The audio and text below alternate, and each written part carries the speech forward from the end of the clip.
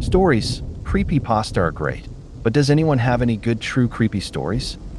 A few weeks ago, my girlfriend and I were asleep when I suddenly woke up to her saying, "What are you doing?" She sometimes talks in her sleep, but this time it sounded clear and urgent enough to snap me fully awake. I asked her what she meant. She then woke up properly and told me she thought she'd seen someone standing at the end of the bed. We figured it must have been a dream or one of those half-awake hallucinations, so we shrugged it off and went back to sleep. About an hour later, I woke up again. This time I saw someone standing on the bed, the sheets twisted and wrapped up around their neck. Half asleep and confused, the first words that came out of my mouth were, "What are you doing?" That's when my girlfriend shook me awake. Apparently, I had been dreaming. In my dream, I saw the exact same thing she had described earlier, someone at the end of the bed, and I had said the exact same words she'd said before. I'm sure there's some explanation for it, maybe suggestion, coincidence, or our minds playing tricks after talking about it. Still, the whole thing was unsettling enough that it stuck with me. When I was a kid, I had an imaginary friend who supposedly lived inside a huge antique dresser in my room. I used to sit by it and hang out with him for hours. I clearly remember him telling me all kinds of stories, though I can't recall a single one now. One day I was talking with my parents about it. My dad traveled a lot for work, so he wasn't always aware of the things I was into at the time. When I mentioned my friend from the dresser, he asked what his name was. It was something simple, Peter or maybe Patrick. I'll never forget the look on his face when I said it. He went completely pale. I even drew a picture of Peter/Patrick for him. The very next day, my dad and my uncle carried that dresser outside and burned it. Years later, I finally learned why. When my dad and his younger brother were kids, my uncle had also claimed to have an imaginary friend with the same name who lived in that exact same antique dresser. At first, it seemed like typical childhood imagination, but after a few months, my uncle began having severe night terrors. He couldn't sleep and was terrified of the friend. It eventually became so bad that they had to move him out of the room entirely before things returned to normal. The dresser itself was an old, dark wooden piece of furniture, large and worn, and honestly pretty ugly. According to my family, it had belonged to my great-great-grandfather, who apparently had a reputation for being into some strange things. My dad never really explained what he believed was wrong with the dresser. He was the only one in the family who had taken his brother seriously when they were kids. Their parents dismissed it as childish imagination. But when, 30 years later, his own son started talking about the same friend with the same name, living in the same dresser, that was enough for him. After my uncle was moved to another room, the bedroom with the dresser was turned into a small sitting room because it had a nice view. It stayed mostly unused for years, until my parents eventually moved our family into that house. That room ended up becoming mine. I haven't seen my uncle in about 14 years. He lives on the other side of the world now, and we don't really talk much. I've never brought this story up with him again. I know he struggled with depression and alcoholism, and I wouldn't want to dig up something that might make things worse. As for what I remember about Peter/Patrick, he looked like a tiny old man. Not a shrunken adult, but more like an old man who was the size of a child. He had very large hands with long fingers. In fact, I still notice that when I draw people today, I tend to make the hands longer than they should be. I think that memory stuck with me. And there was a smell whenever I thought about him or the dresser. Old wood, mothballs, dusty clothes, and what I now recognize as the scent of mold. About 5 years ago, I was visiting family in Los Angeles during winter break. One evening, I was heading upstairs to the bathroom in my aunt's house when I noticed my little cousin April sitting on the staircase. She was about 4 years old at the time and full of energy, always making silly expressions and playing around. As I walked past, I saw her sitting there pulling strange faces. I laughed and asked her what she was doing. She replied casually, "I'm copying the lady with the braid." I looked around, confused. There was no one else on the stairs or anywhere nearby. Thinking she was just pretending, I asked, "Where's the lady, April?" She pointed toward a wooden beam that ran along the stairwell. I still didn't see anything. Curious, I asked her, "What's the lady doing?" April answered, "Making funny faces." I smiled, assuming it was just part of her imagination, and started heading up the stairs again. But just as I turned away, April said something that made me stop. "Her braid is around her neck." I turned back immediately and asked her to say it again. She pointed toward the same beam and said, "The lady is hanging by her braid. She's making funny faces." Then April started copying the expression again, her mouth open, her face strained. It took me a moment to realize what it looked like. She wasn't making a silly face. She was mimicking someone gasping for air. A couple of weeks after I was born, my dad's best friend, Jim, passed away. They had been incredibly close. One of Jim's final wishes was to hold me before he died. My parents made sure it happened, and not long after that moment, he was gone. 7 years later, I was a happy kid with a 5-year-old brother and a newborn baby sister. One day the house phone rang while my mom was out and my dad was in the bathroom. Back then we were still too young to answer the phone. There was no caller ID, and our parents didn't want us picking up in case it was a stranger. But my brother decided to break the rule. He picked up the phone and said, "Hello." Just then my dad came out of the bathroom and told him to hand over the phone. Instead, my brother kept listening to whoever was on the other end. Before my dad could ask again, my brother hung up, turned to him calmly, and said, "Jim says hi, and he misses Skywing Nova." Then he went right back to playing like nothing had happened. What stuck with me the most wasn't what my brother said. It was the look on my dad's face. The shock was unmistakable. My wife's mother passed away from cancer in 2003. After the funeral, family and friends gathered at her house to celebrate her life and share memories. The gathering lasted well into the evening. At some point it was getting late, and my son, who was 3 at the time, needed to go to bed. I took his hand and walked with him upstairs to the room where he would sleep. The bedroom where my mother-in-law had passed away was also upstairs, directly down the hallway from the top of the stairs. As we climbed the staircase together, everything seemed normal. But just as we reached the top, at the point where you could first see down the hallway, my son suddenly stopped. He refused to take another step. He stood there silently, staring straight down the hall. I looked at him, then followed his gaze toward the open doorway of the bedroom at the end of the hallway. The room was completely dark. My son didn't move. "Buddy, are you okay?" I asked. Without looking away, he said quietly, "Daddy, the light.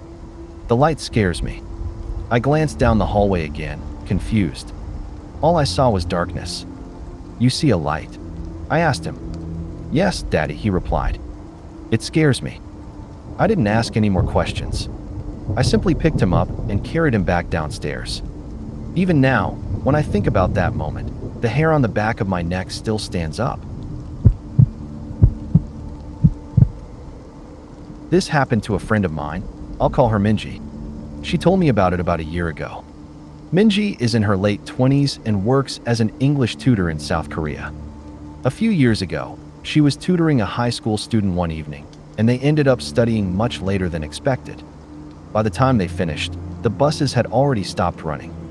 Since the boy lived far away, he asked if he could sleep on the floor in her apartment and catch the first bus in the morning. Minji was hesitant. Letting a teenage male student stay overnight didn't feel like the best idea. But the boy kept insisting, and eventually she agreed. They returned to her small one-room apartment. Minji went to sleep in her bed, while the student laid out a blanket on the floor. Before long, they were both asleep. A few hours later, around 2 a.m., the boy woke her up. "I'm really hungry," he said. "Let's go get something to eat." Minji blinked at him, confused and half asleep. "Food? Now. It's 2 in the morning. Go back to sleep." But he kept insisting. He said he was starving and wanted to go out. She told him there was ramen in the kitchen if he wanted something quick. That wasn't good enough for him. He said there was a 24-hour restaurant nearby and suggested they go there instead. After several minutes of him pleading, Minji finally gave in. They left the apartment together and walked out onto the street. The moment they were outside, the boy turned to her and said quietly, "I'm not actually hungry." Minji stared at him, confused. He continued, I woke up in the middle of the night and looked under your bed. There's a man sleeping there. They immediately called the police. When officers arrived, they discovered that a homeless man had been secretly living inside Minji's apartment for more than 2 months, sleeping under her bed at night. The student had only noticed him because he was lying on the floor and had a clear view underneath the bed. The police arrested the man, and thankfully nothing else had happened. Still, it remains one of the creepiest stories anyone I know has ever experienced. One of my brothers worked security at one of New York City luxury hotels' most upscale properties. During one of his night shifts, the security desk received a frantic call. A man was panicking, saying his wife was in the bathtub and wasn't breathing. My brother and another guard rushed up to the room. When they arrived, they found the woman unresponsive in the tub. They pulled her out and immediately started CPR. While they were trying to revive her, the NYPD arrived. The officers told my brother to stop. According to them, the woman had been dead for several hours. The husband was questioned at length. He explained that he and his wife had argued earlier that evening. He went out for a while, and when he returned, she was in the bathtub. He said he went to bed, but later became worried when she didn't join him. Privately, among those present, the consensus was that the husband might have been involved, though nothing could be proven. A couple of weeks later, the room was back in service for guests, and of course, the previous incident was never mentioned. A regular female guest booked a week-long stay and was assigned that very room, the first person to stay there since the tragedy. The next morning, she came to the front desk, visibly shaken and with all her luggage in tow. She canceled the rest of her stay, declaring she would never return. She explained she hadn't slept a single minute, claiming the room was haunted. No one at the hotel had told her what had happened there. During my brother's time at the hotel, every guest who stayed in that room eventually reported strange occurrences, and many requested to be moved to a different room. When I was in 8th grade, I went on a school trip called the Louisiana Tour, which took us around some of the notable sites in southern Louisiana. One of the stops was the Myrtles Plantation, widely regarded as one of the most haunted locations in the country. There are countless stories about the plantation, but one moment stands out vividly. We were in a room as part of a larger group, listening to the tour guide talk about something I don't remember. Suddenly, I started hearing what sounded like someone pressing a piano key. At first it was just a faint note, but then I heard it a few more times. I looked around for the source. There was no piano in the room, but the sound kept coming. I asked my friends nearby if they had heard it. They said no. When I heard it again, I insisted, "There it is again. You must hear it." They just laughed and thought I was imagining things. I continued scanning the room, and while everyone's attention was on the tour guide, one woman caught my eye. She pointed at me and then at her ear, asking silently if I had heard it too. I nodded. Right after that, the tour guide began telling a story about a soldier who had died in the house. He had played the piano, and numerous guests over the years had reported hearing him play at night. I honestly didn't know what to think, and I guess I still don't. As we left the room, I spoke briefly with the woman. She had heard the exact same thing I did, but her husband and son hadn't heard a thing. I should start by saying my brother is the classic, tough military guy. Stoic, fearless, the type who never lets anyone see him cry. The one thing that terrifies him? All of Japan. This is his story. He joined the Marines at 18 and was stationed in Japan. He really liked it there for a while. The culture, the food, and especially the girls. He made friends with some local Japanese guys around the base. On nights off, the locals would show him and his friends around town. Bars, restaurants, girls, all that. One night, after some drinking and coming up empty-handed with the ladies, one of the local guys invited my brother over to his house to play video games. My brother accepted, and they played for a few hours. During the game, the host mentioned the real reason he wanted to get home early that night. His little sister had been suffering from night terrors. She would wake up screaming, crying, sometimes even vomiting. He wanted to be home in case she had another episode. At this point, It helps to know how his house was laid out. It was shaped like a horseshoe, with a garden in the middle. His bedroom was at one end of the U, and his sister's was at the opposite end. From his window, he could see into hers, and vice versa. As the night ended, the host walked over to his window to check on his sister. He lifted the blind for just a moment and immediately jumped back, screaming, looking terrified. He told my brother he had seen a dark cloud with red eyes hovering over her sleeping body. Naturally, my brother didn't believe him and decided to see for himself. He crept quietly to the window, lifted the blind, and came face to face with what he describes as a dark black puff of smoke with a face. Both of them, utterly freaked out, got under the covers and stayed there until morning, too scared to look again. The smoky figure had apparently moved closer during the night, lingering just beyond the thin sheets. I'm not sure what to make of it. Maybe they had a little too much to drink and imagined it, but my brother genuinely believes what he saw. When he tells the story, there's a look in his eyes like he witnessed something truly sinister. When I was younger, my family was extremely poor and lived in a very old mobile home on some land my grandpa owned. This land was out in the middle of nowhere in Texas, surrounded by woods, and the nearest town was tiny. A typical country town where football ruled and weekends were mostly about drinking or getting high. It was the early 90s, so people rarely worried about locking doors or setting alarms. Our trailer had 2 bedrooms, but my parents, always putting us kids first, slept on a fold-out couch in the living room. My room was right next to the living area, and my sister's room was down a hallway past the kitchen and bathroom at the other end of the trailer. One night, after everyone was asleep, my dad woke up with the unsettling feeling that someone was in the room. He looked around and saw a large male figure sitting in the easy chair just a few feet from the couch. Flipping on the light switch, he realized it was our neighbor Carter. Carter was known in the town for frequent drug use and regular run-ins with the law. My dad asked him what he was doing there and told him to leave. Carter, trembling, said, "I can't get out. The demons are chasing me, and your house is the only safe one."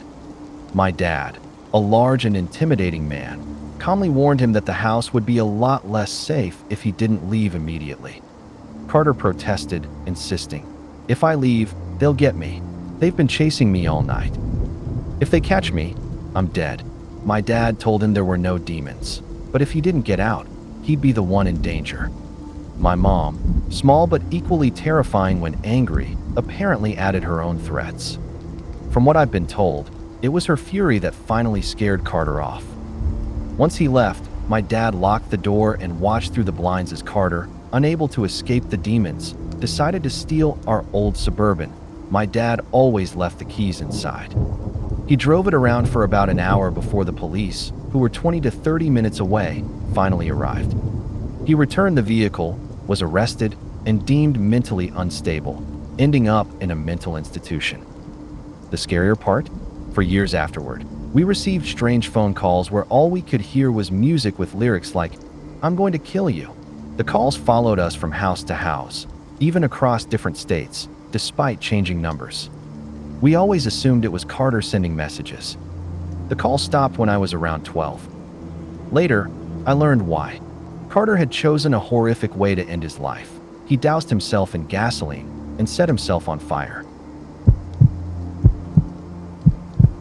My school's library stays open until around 2 a.m. for procrastinators like me who leave essays until the last minute.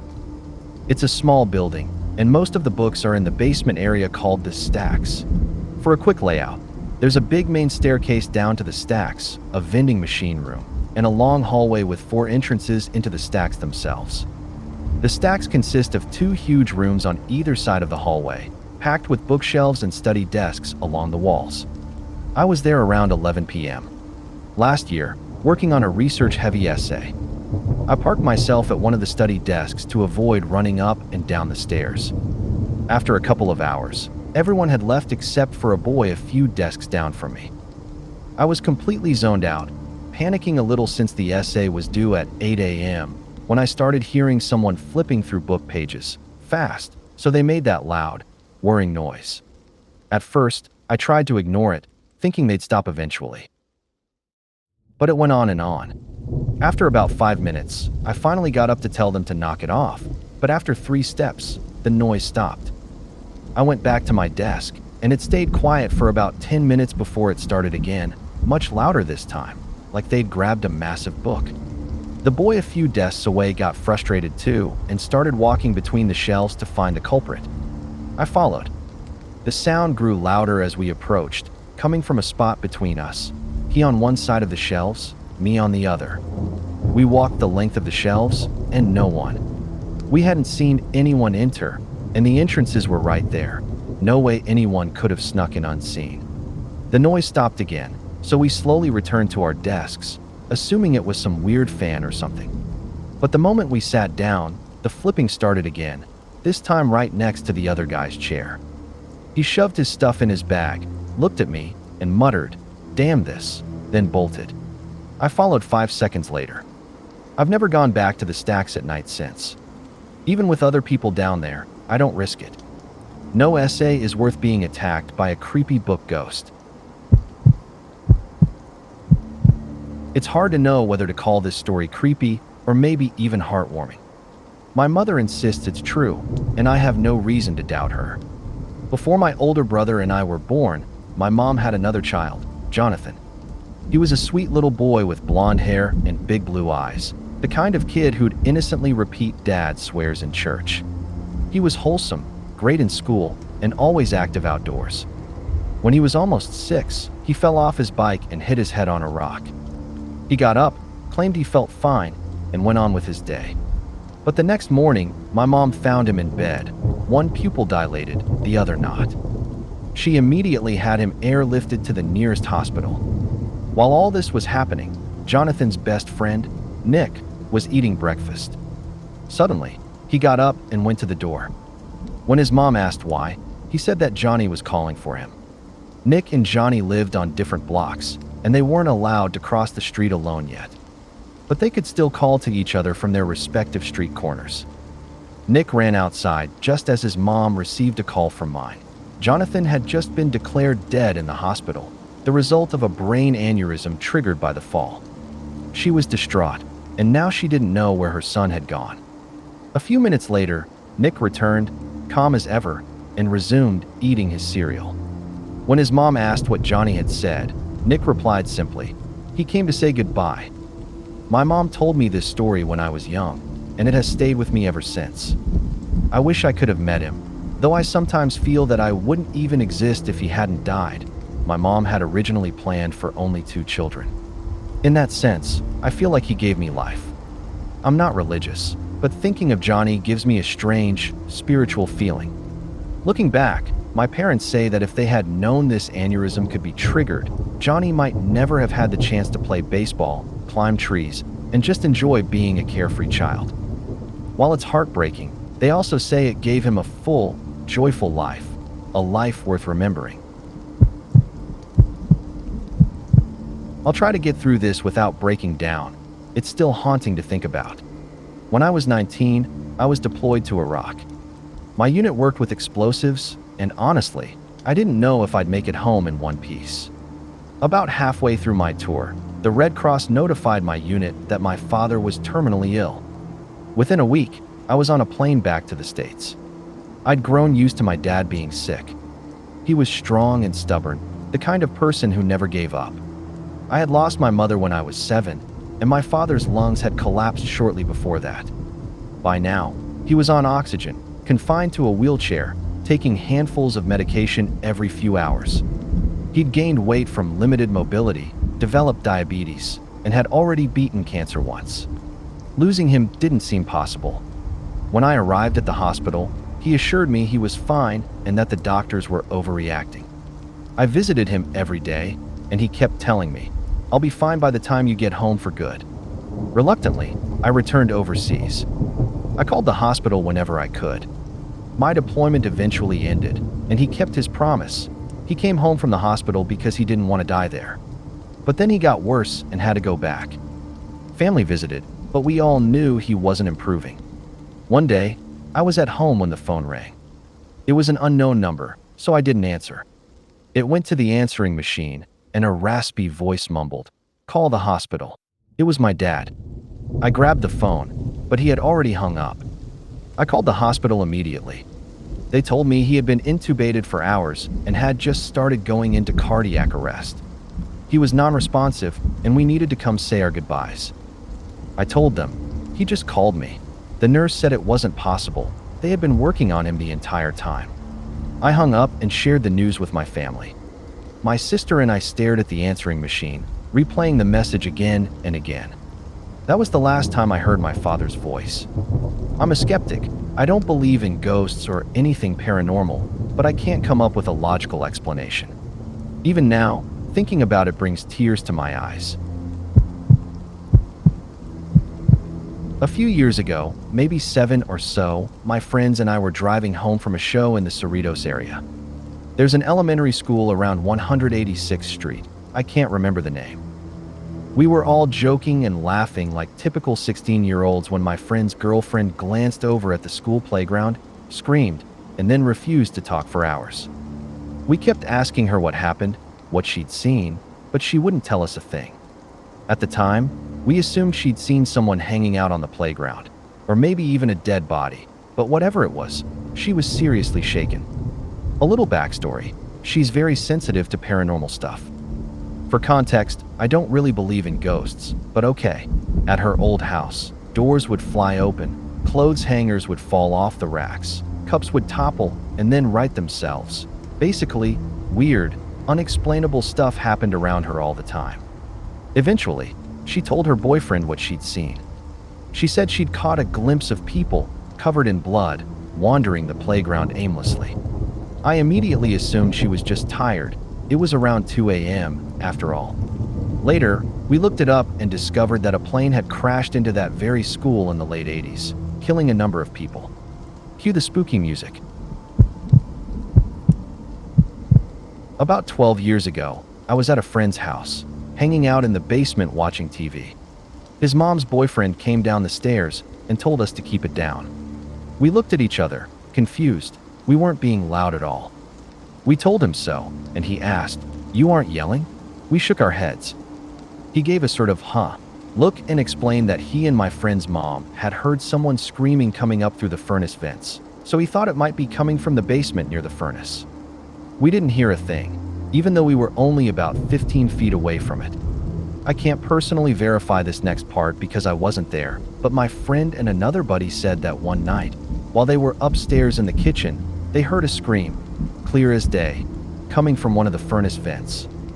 Naturally, it freaked them out, though I never heard it myself.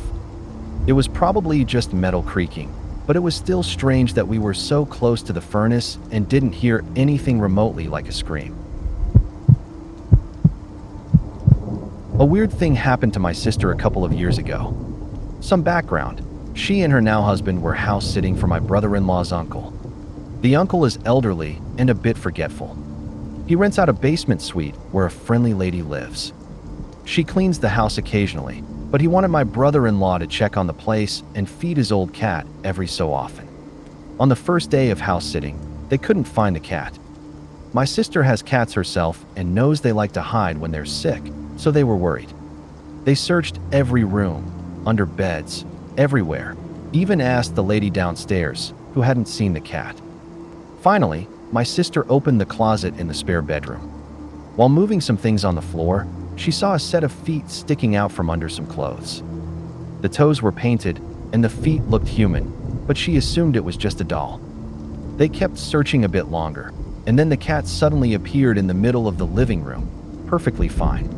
They deadbolted the door and left. Later that evening, my sister and her boyfriend went out for dinner and a movie. She couldn't stop thinking about the feet. They looked so real. She didn't want to sound crazy, but after a few hours, she finally told him. He suggested it was probably a doll, but offered to go back and check anyway. When they returned, my sister stayed on the patio, too scared to go inside. He noticed something was wrong immediately. When they tried the door, the deadbolt was unlocked, but the handle was locked. Now he suspected someone was inside. Inside, there was a fireplace. He grabbed the sharp poker from the hearth and slowly approached the closet. Opening it, he saw the same feet with painted toenails. He poked them lightly with the stick, and the toes scrunched up. Then he slammed the foot as hard as he could and yelled, "Get out of there!" A woman in her mid-30s emerged, holding the cat and a can of Coke. It turned out she was friends with the basement tenant. After becoming homeless, the friend had let her stay temporarily, but when she discovered the woman was addicted to crack and bringing shady people into the house, she was kicked out. Somehow, the woman had a key to the upstairs and had been secretly staying there while the uncle was away. The police were called, and she was arrested. A few years ago, my brother started getting phone calls on his cell phone around 2 to 3 a.m. every night. When he answered, all he heard was this hellish noise, like static mixed with screams. After about a month of this, he changed his number, and the calls stopped for a little while. About a week later, the same calls started again. Same noise. Same time. Finally, he decided to backdial the number. An elderly man picked up, confused and unaware of what was happening. Still, the calls kept coming. If he didn't answer, the phone would ring a few more times, leaving no messages. Frustrated and terrified, he canceled his contract, switched to a new carrier, and got another new number. Of course, the screaming static returned after a short delay. By now, he was scared every night, unsure why this was happening. Another backdial revealed a completely different person on the line. Not long after, he lost his job and his phone.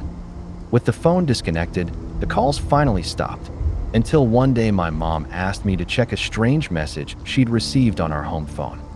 It was that same screaming static. We showed it to my brother, and he freaked out. He backdialed the number one last time. This time, the line was disconnected. After that, we never heard from it again. When I was about 5, in the early 90s, I was featured in a St. Jude's Survivor newsletter. The newsletter went all across the country, and apparently into Canada. Out of nowhere, a man named Mitchell called my family. He'd read my cancer survival story and claimed to be a devout Christian who wanted to talk to me about God and prayer. For some reason, my mom let him talk to me. But instead of religion, the guy's real obsession was ALF. He sent me mountains of ALF merchandise, coloring books, pencils, anything ALF you could imagine. My parents seemed to buy into his Christian persona, so they let him call whenever he wanted. This went on, off and on, for about a year. Then one day, he asked me if I'd ever heard of John Wayne Gacy. He told me a story about escaping Gacy as a kid and said I should warn my parents not to trust strangers. You never really know who you're talking to. He sounded calm, matter of fact, not threatening, but my parents freaked when I told them. They changed our phone numbers and called the police, but Mitchell lived in Canada, and since he hadn't made any direct threats, there wasn't much law enforcement could do.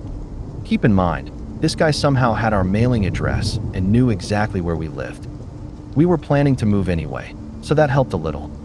Fast forward 10 years, to about 2001. We've moved to a new house in a different state, with unlisted contact information. I'm 15 now. And what do we get in the mail? Yep, an ALF coloring book. About a month ago, I was flying down to Texas to visit a close friend. It was around 8:30 p.m., so dusk, and the sun was shining through the plane windows. Most people had the blinds down. Out of nowhere, I felt the urge to look out my window, so I did. Almost immediately, I saw something unusual. About 400 to 500 feet below the plane, a small jet, or maybe missile-like, object streaked past at incredible speed. It looked man-made, jet black with decals, but it had no wings and seemed barely large enough to hold a single person. It flew in the opposite direction of the plane, and I could see its jet stream stretching out longer than the object itself. I remember saying, "Whoa," and quickly looking around to see if anyone else had noticed it, but no one had. I still have no idea what I saw. It wasn't exactly scary, but it was extremely strange and left me feeling a little unsettled. A few years ago, I went to a Christmas party. That night, my housemates went home early, but I stayed behind to soak in the holiday spirit with a few friends. I ended up pretty hammered and didn't get home until around 3 a.m. Instead of crashing immediately, I grabbed another beer and stepped out onto the back porch for a smoke, staring up at the stars. A couple of minutes in, I noticed the kitchen light flick on. My housemate appeared, looked out at me, and I waved like the drunken idiot I was. I assumed he was coming out to hear about the rest of the night's shenanigans, but he didn't. He just got a glass of water and went back to bed. I finished my smoke and beer and eventually went to bed myself. The next morning, we were rehashing the previous night when he said, "Hey, when I got up last night, I saw you out back. Who came back from the party with you?"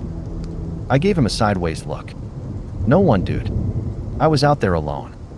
He insisted, "No, man.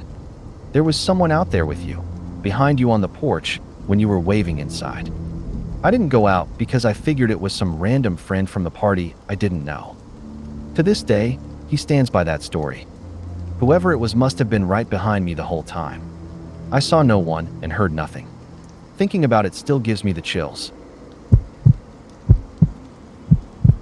My grandfather passed away last year, around the time my son was about a year old. We had family dinners every Friday, so my son had spent quite a bit of time with him. My grandfather was a quiet, proud man, but whenever he thought no one was watching, he'd make silly faces at my son to get a laugh. A couple of nights after the funeral, my son, who liked to crawl into our bed in the middle of the night, started laughing uncontrollably around 2 a.m. I got out of bed to check on him and found him sitting in the middle of the living room, in complete darkness, laughing. I asked, "Hey buddy, what are you doing?" In his toddler language, he said, "Papa funny." For some reason, it made me a little uneasy.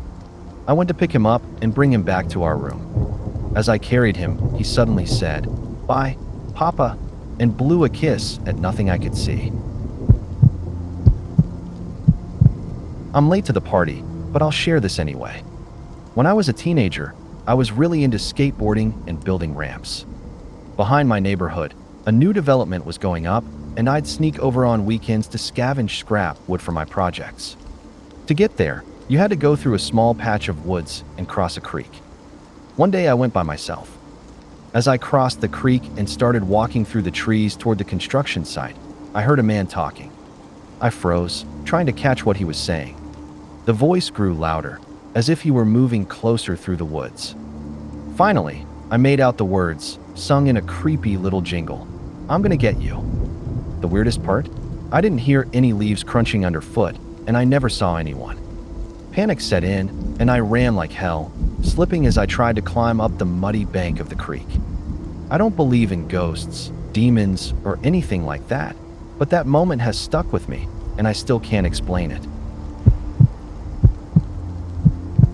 When I was 2 years old, my uncle committed a double murder and then took his own life.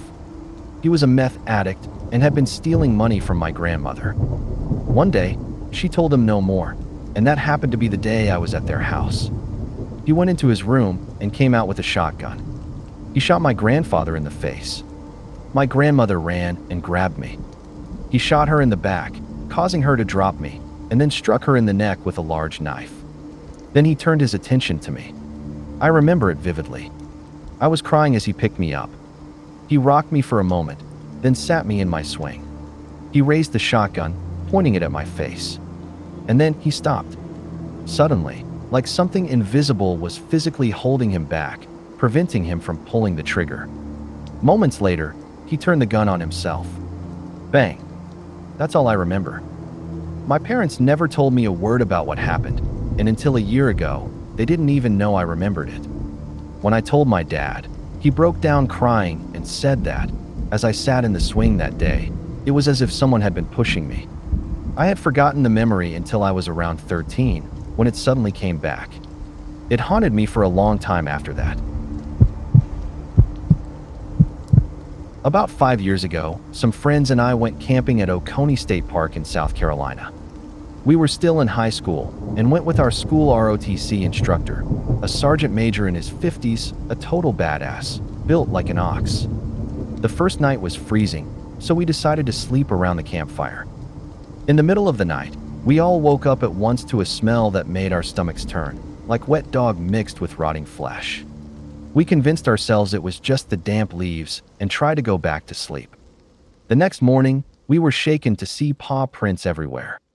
Not just around the outskirts of the campsite, there were prints literally 4 feet from where I had laid my head the night before. Uneasy, we decided to head into town for lunch and spent the rest of the day there before returning to the site around dusk. As we rode back down the gravel road in the back of the truck, Sarge slammed on the brakes. We tumbled forward, looking over the cab, and froze. In the middle of the road stood a hairless animal, about 50 pounds, balancing on its hind legs. It walked to the side of the road and let out a blood-curdling screech before darting into the woods. Then we smelled it, the same awful stench from the night before. I looked at the sergeant major, and I had never seen him like that. He was visibly shaken, a man who had faced war and danger his whole life. We drove the rest of the way back in silence. When we arrived at the campsite, he told us to pack everything up. We were leaving. ROTC hasn't camped there since. We all agreed the creature looked like a mix between a bobcat and a coyote, but it moved upright on its hind legs like a bear. We jokingly called it the catiote. A few friends who hadn't heard the story tried visiting the area later, but they said the place gave off a truly creepy vibe and left immediately. After hearing our story, none of us has ever gone back. My dad used to work at a juvenile detention center in the Miami area back in the early 70s. He told me about one inmate who reminded him a lot of a young Hannibal Lecter. The kid wasn't physically intimidating, but he was exceptionally smart and very persuasive. One day, this inmate managed to incite a full-blown riot on his block, just with his words. The other inmates followed him, yelling, banging on the bars, and causing chaos. My dad and another guard were sent in to try and calm things down. When they arrived, the scene was pure chaos. Everyone except this one inmate. He was standing in the middle of his cell, arms folded, smiling almost casually, muttering the same thing over and over. My dad leaned closer to hear him, and after a few seconds, he realized what was happening. The kid was quietly reciting my dad's home phone number. I still don't know how he got it. Maybe he bribed another guard. Maybe he saw it written somewhere on a form during a transfer. Who knows? He never actually called the number, and he never received any strange calls himself. But the sheer determination it must have taken for him to memorize and recite that number, all just to creep my dad out, was impressive in a terrifying way. Years ago, my family owned a racetrack in Ohio, but we lived in southeast Pennsylvania.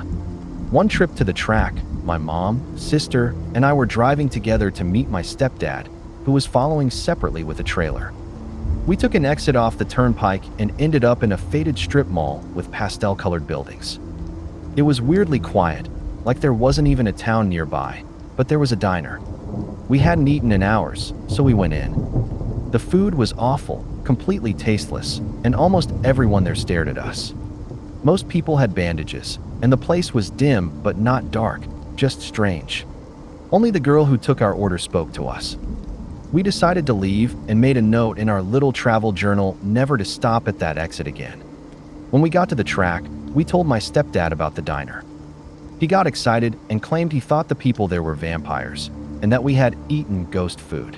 My mom rolled her eyes and tried to reason him down, and we moved on. A few days later, on the drive home, my stepdad insisted on taking the same exit. I didn't realize at first, but he wanted to see the diner himself. When we got there, the toll booth operator confirmed there had been a diner, but it had burned down years ago. The timing was uncanny. The diner we had eaten at just a few days before no longer existed. The building was a charred shell, completely cleaned up, with no vehicles or investigation tape around. The toll operator seemed unconcerned, explaining that it had burned down 8 years earlier, which blew our minds. The strip mall and exit were identical in every way except for the diner. I don't claim it was paranormal, probably just a weird coincidence, but the experience was unsettling. The diner felt like a place lost in time, and the contrast between our memory of it and its burned-down reality is something I'll never forget. I'm excited to finally have a story to share on the same day I joined Reddit. About 4 years ago, I woke up in the middle of the night and saw someone standing next to my bed. It was clearly a female, very petite, maybe a teenager or just small in stature. She was facing away from me, her shoulder cocked up to her cheek like she was holding a phone, and her hair was in a low ponytail. There was nothing ghostly or surreal about her. She looked exactly like a real person would if you woke to see them in a dimly lit room, faintly illuminated by moonlight. There was no mistaking it. Someone was standing just a couple of feet from me. I jolted upright. My heart was pounding like a drum. The worst part? She heard me move and reacted, turning her crooked head toward me, looking just as surprised as I was. I was so terrified that I shut my eyes, hoping that when I opened them, she'd vanish, and I could chalk it up to a half-dream. She didn't. She was still there, staring.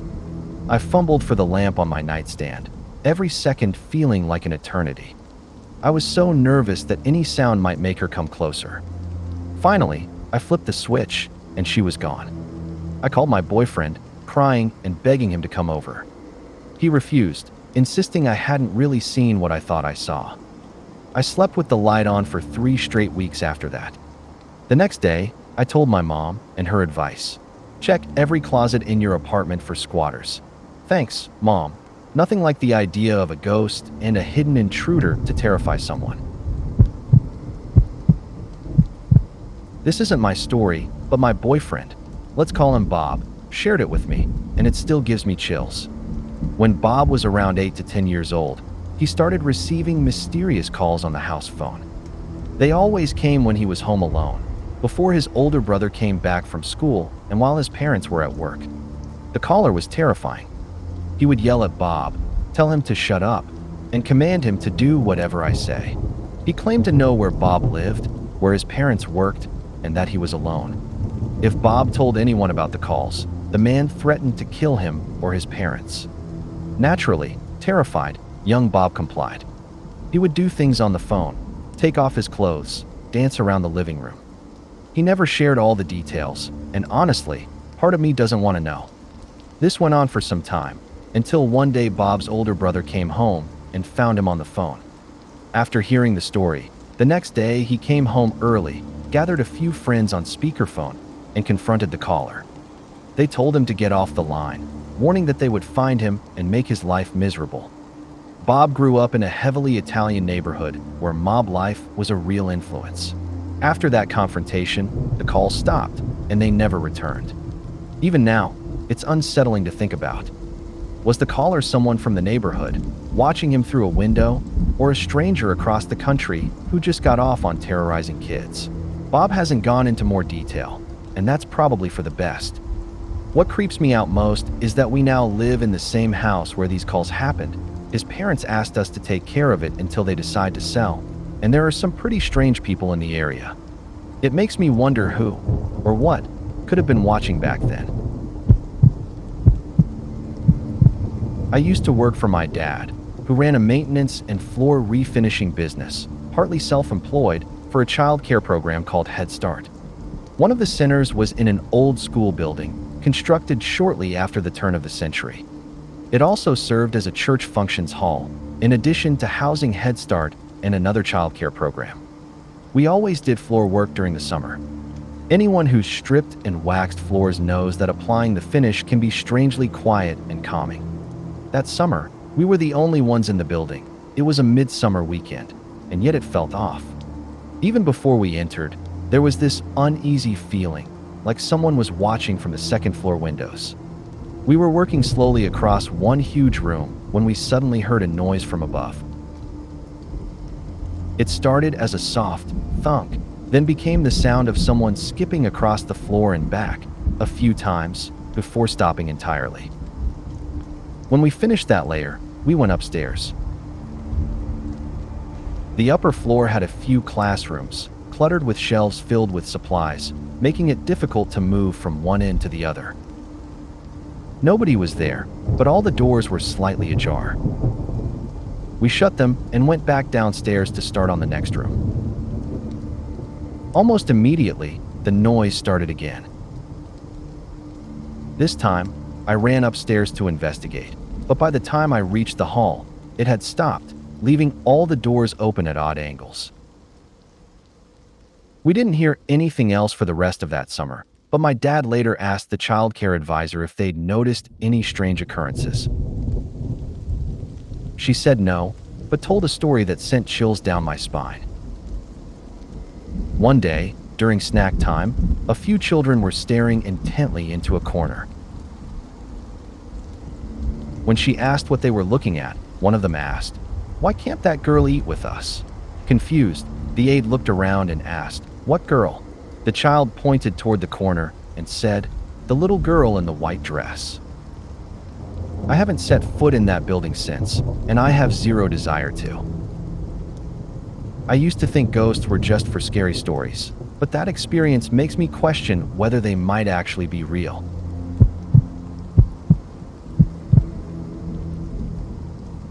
When I was younger, I used to have terrible night terrors, so bad that sometimes I'd wake up, but the terror itself wouldn't stop.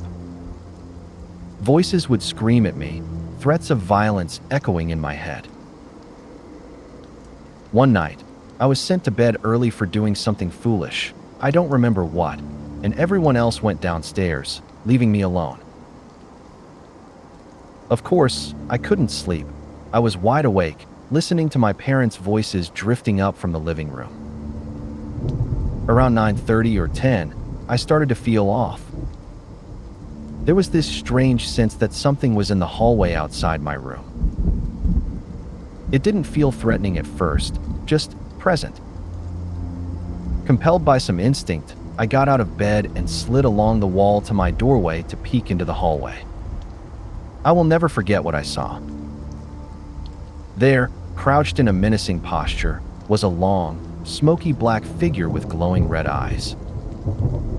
Its fingers were unnaturally long, and its presence radiated pure hatred. My body froze, locked in place as its gaze met mine. It started moving toward me, almost like an ape, deliberate and slow. Just as it was approaching, I heard my parents coming upstairs. The figure melted into the floor, but not before I felt, with terrifying clarity, that it intended to find me later. I scrambled back into bed, trembling and crying, overwhelmed by the hatred I knew it harbored for me. Years later, in college, I recounted the story to some friends. Out of curiosity, and maybe foolish bravery, I started searching online for anything that looked like the creature I had seen. After a long search, I finally found a photo that matched it perfectly. Shadowy, humanoid, red eyes, the exact figure from my childhood. Shadow people, or shadow men, they can be harmless, but some are said to be dangerously malevolent. Even now, I still wonder when, or if, I'll ever see it again.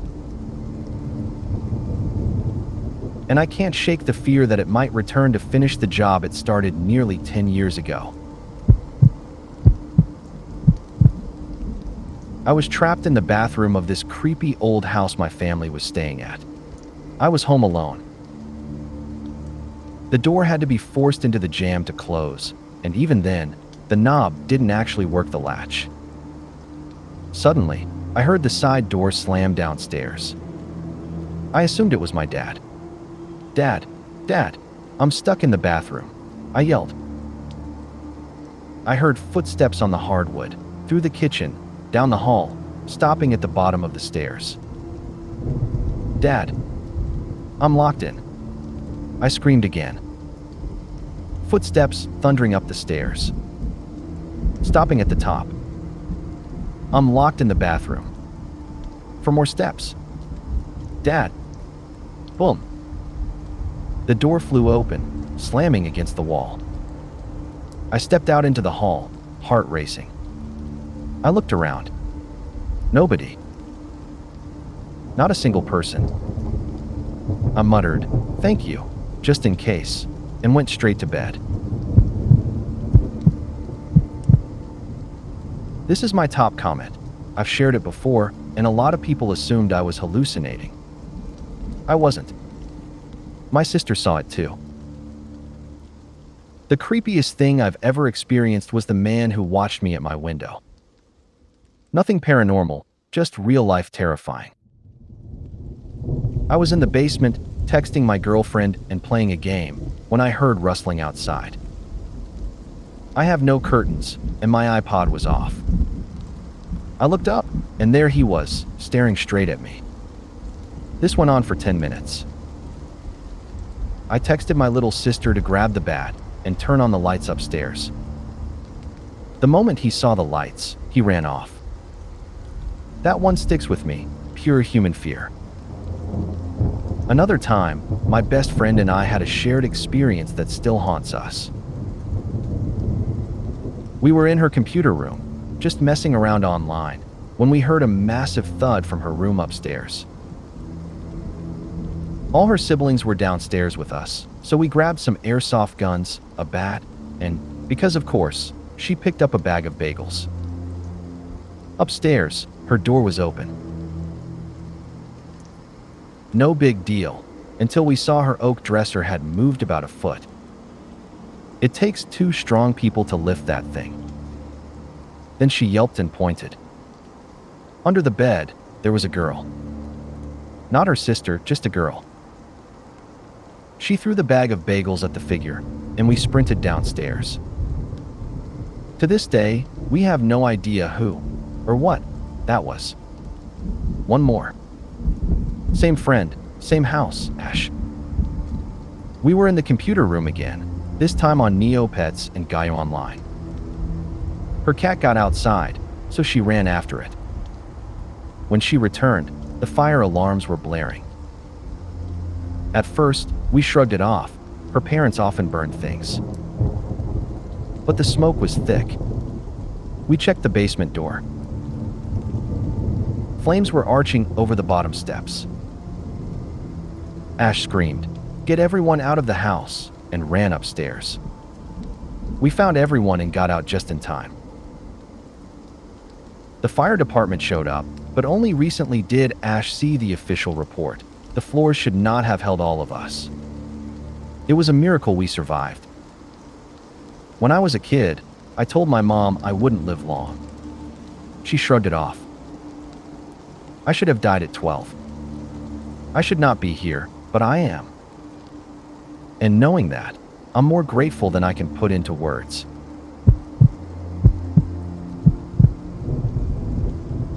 I shared this story in another thread a while ago, but it fits perfectly here, and it's short enough to tell quickly.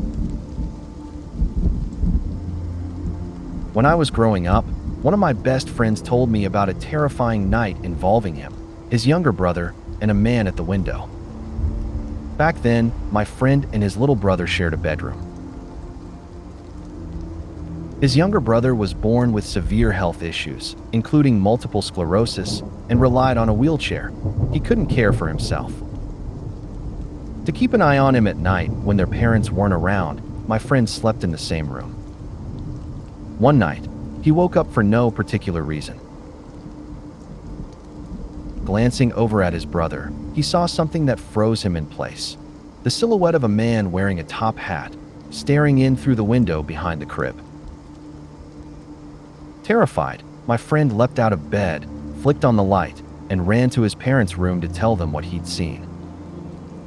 When they returned to investigate, his little brother was in the midst of a seizure in his crib. Some family members later said it was his younger brother's guardian angel watching over him that night. My friend, he believes it was death itself.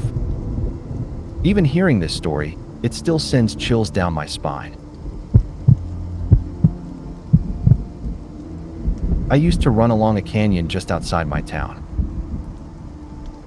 A pair of train tracks cut straight through the middle of it, and my usual jogging route followed them almost the entire way. One evening I set out like I always did. The sun was going down and darkness was starting to creep in, but I knew the path well enough that I decided to keep going.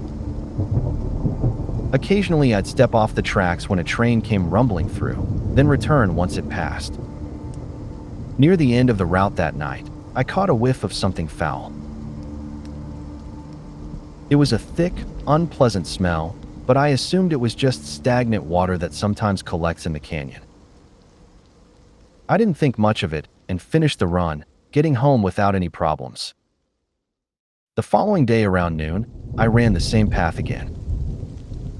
When I reached the area where I'd noticed the smell the night before, something on the tracks caught my eye.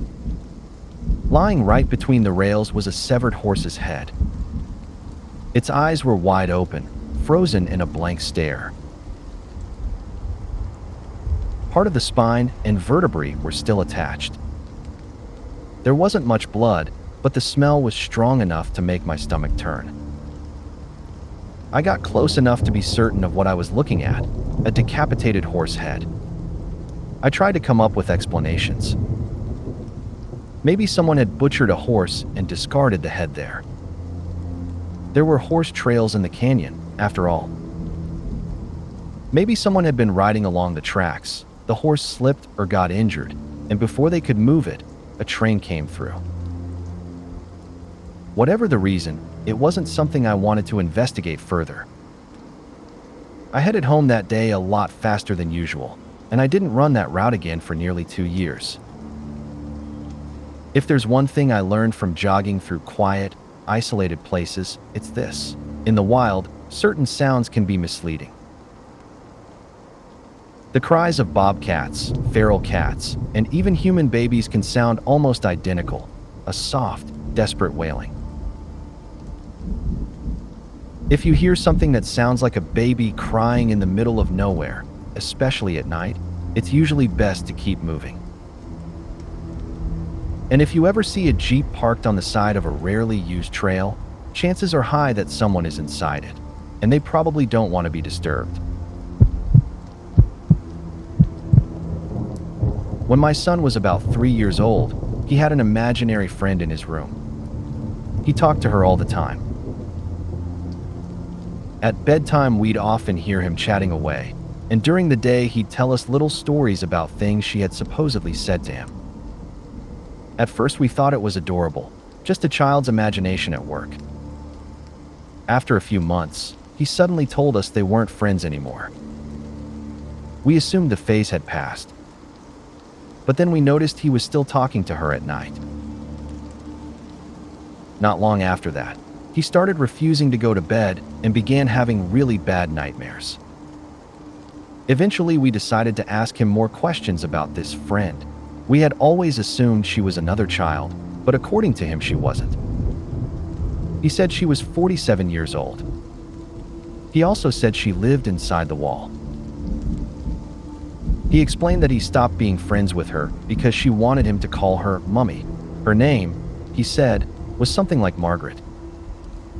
She kept telling him she wanted him to come live with her inside the wall.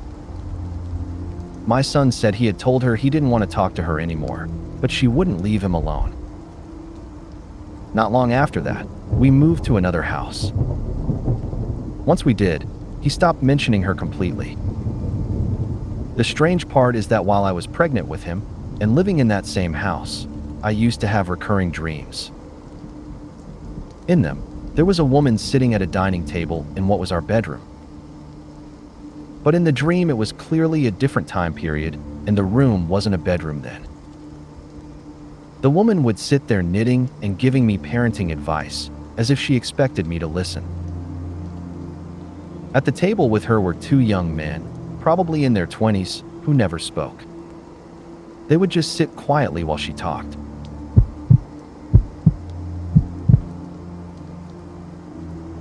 I work at Myrtle's plantation, and I hear countless stories from visitors about strange events here. One of the creepiest involves a room that's decorated with a bunch of old ceramic dolls. There's one particular doll that used to be a child's favorite. It always slept in her bed at night. The child passed away, it's a long story, and the doll stayed in the bed with her. When the plantation started hosting overnight guests, we left the doll on the bed in memory of the child. The very first night a guest stayed in that room, she moved the doll to make herself more comfortable. The next morning, she came down furious, claiming we had done something in her room. No one had gone near it that night, but the doll was back in the bed, with its hands resting on the guest's throat. The next guest also moved the doll. While sleeping, he heard tapping on the wooden floor. When he woke up, he saw the doll on the floor, right where the sound had been coming from. Ever since, we've noticed a pattern. Anyone who moves that doll finds that, during the night, it somehow returns to its spot in the bed.